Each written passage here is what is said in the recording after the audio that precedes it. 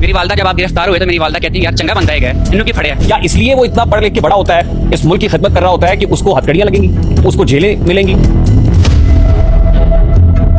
बड़े लोगों ने हमसे सवाल किया कि रेहान पकड़ा गया, अच्छा हुआ, ये हुआ, तो हमने बस उनको एक लफ्ज़ बोला कि हम नहीं बोलेंगे, वक्त बोलेगा। और आज देख लें अल्हम्दुलिल्लाह वक्त बोल रहा है। और दूसरी बात, ये देखिए जितने भी लोग आए हैं इनका कोई मफाद नहीं है, कोई कुछ नहीं है, ये आपकी मोहब्बत लेकर आई है, सबसे बड़ी बात है। और आप में कुछ है तो ये है ना। गुलाब, ख्वाब, दवा, जहर, जाम, क्या क्या है हम आ गए हैं, बता इंतजाम।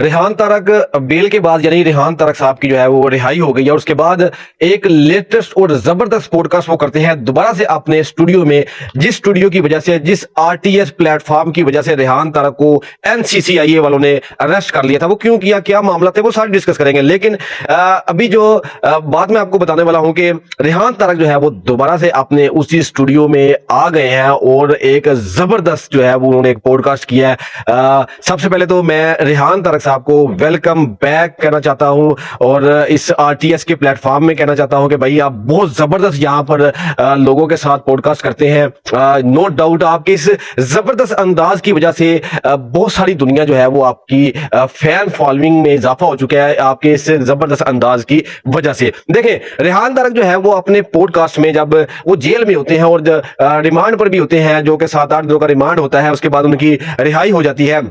कुछ दिन वो एनसीसीआई के हिरासत में थे और अब वो दोबारा से रिहा हो चुके हैं। देखें वो शुक्रिया अदा करते हैं अपने इस पॉडकास्ट में अपने चाहने वालों का, जो कि उनके साथ खड़े रहे। इतने सारे लोग, आप यकीन कीजिए कि खून बढ़ गया है, हौसले मजीद बढ़ गए हैं और आरटीएस फैमिली अगर मैं कहूं कि पहले से ज्यादा ग्रो कर गई है, पहले से ज्यादा बड़ी हो गई है, तो ये कहना गलत नहीं होगा। मैं अब्बास ताबिश साहब को हमेशा दोहराता होता हूं कि जब इंतजार के लम्हे पिघलने लगते हैं, जब इंतजार के लम्हे पिघलने लगते हैं, गली के लोग मेरे दिल पे चलने लगते हैं और मैं इसलिए भी परिंदों से आके मिलता हूं कि इनमें रह के मेरे पर निकलने लगते हैं।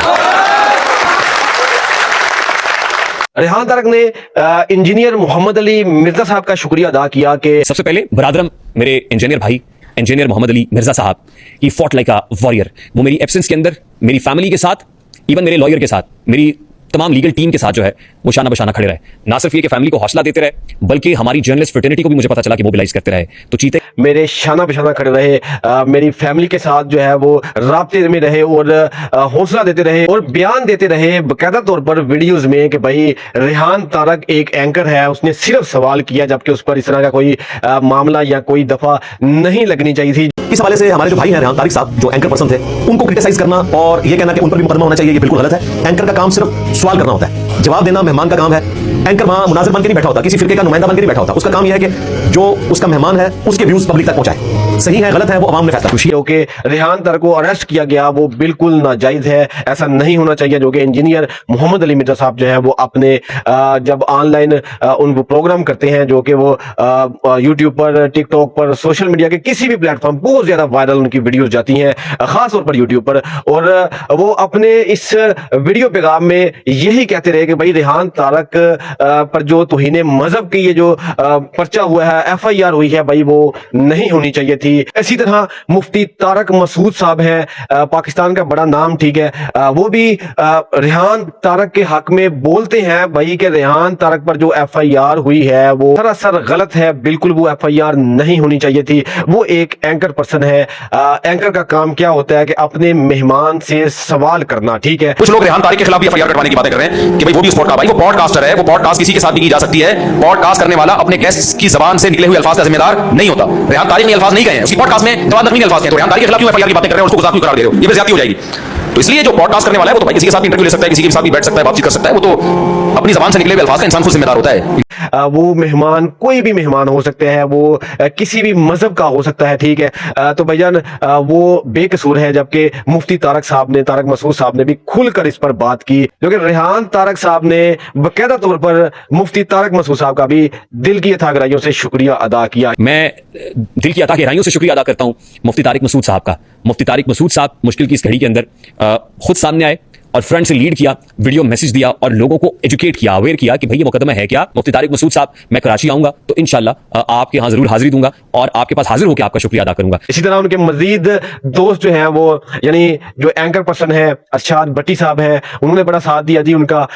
बार बार वो अपने पॉडकास्ट में कहते रहे कि भाई रेहान तारक बेकसूर है, बिल्कुल रेहान तारक के साथ जो है वो ये जो FIR हुई है गलत हुई है, ऐसा बिल्कुल नहीं होना चाहिए। इसी तरह मजीद बहुत सारे एंकर, बहुत सारे लोग, बहुत सारे ऐसे लोग हैं जो सोशल मीडिया पर बाकायदा तौर पर रेहान तारक के हक में पोस्टें लगाते रहे। पहले तो आपको देख के बहुत खुशी हुई और रेहान भाई मैं ऑन कैमरा बताना चाहती हूँ कि हमारी फैमिली ने आपके लिए बहुत दुआएं की हैं और स्पेशल मैंने तो बहुत ही दुआएं की हैं।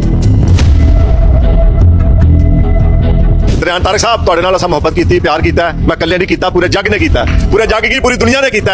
मेरे भी चाहने वाले सऊदी अरब अमेरिका तो ਤੁਹਾਡੇ ਵਾਸਤੇ दुआवां मांगते बाद इंसान है। रेहान भाई ये जो 15 दिन 16 दिन का एक टाइम था, इस टाइम आपकी सारी जिंदगी एक तरफ, ये 15 दिन का एक तरफ, जो आपने इस 15 दिन में तजर्बा आपको हासिल हुआ होगा, आपको पता चला होगा कि आपका कौन है और यहाँ सांप कौन है। जहाँ सवाल उठना बंद हो जाता है उस माशरे का अमन तबाह हो जाता है। माशरे के अमन के लिए भी सवाल पूछना और सवाल उठाना और उसके जवाब देने का हौसला रखना जरूरी है।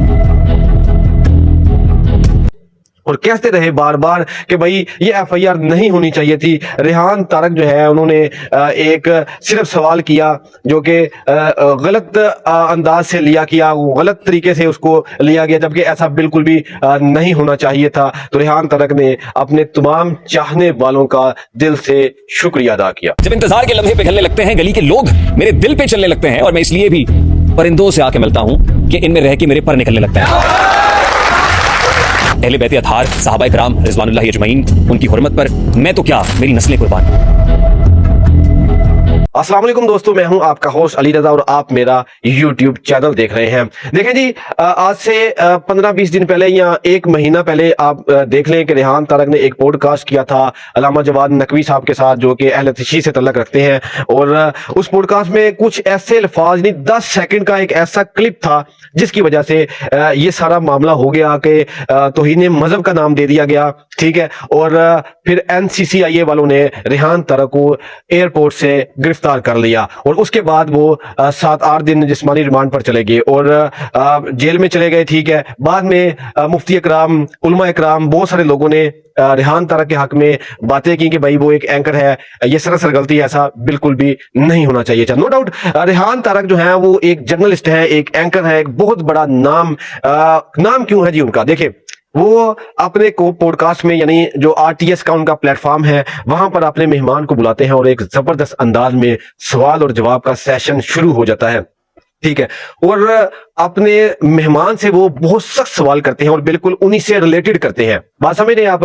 यानी आगे अगर पॉलिटिशियन है तो भाई उनसे उस तरह का सवाल करेंगे और लाइव प्रूफ के साथ उनसे रिलेटेड सवाल होगा। आगे सिंगर है, आगे टिकटॉकर है, यूट्यूबर है, भाई कोई भी है, वो हकीम है, किसी भी तरह का उनका जो गेस्ट है भाई वो उनसे बिल्कुल एक्यूरेट सवाल करते हैं, उनकी जात से रिलेटेड, उनका पास्ट दिखाते हैं, उनका मौजूदा दिखाते हैं, सब कुछ के भाई आप पास्ट में क्या थे और अभी क्या हैं आप।